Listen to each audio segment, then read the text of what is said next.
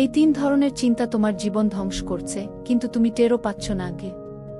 তুমি ভাবছ সমস্যাটা তোমার জীবনে, কিন্তু আসলে সমস্যাটা তোমার চিন্তায়।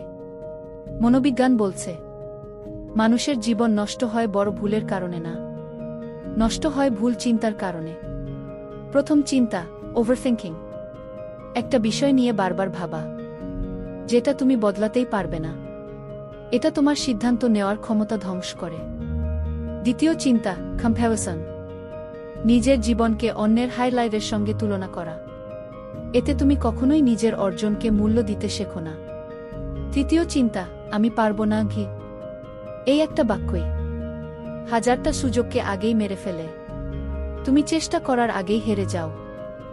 সবচেয়ে ভয়ঙ্কর ব্যাপার, এই চিন্তাগুলো ধীরে ধীরে তোমার জীবন ধ্বংস করে, আর তুমি সেটা বুঝতেই পারো না। আজ যদি চিন্তা বদলাও, আগামীকাল জীবন বদলাতে পারে।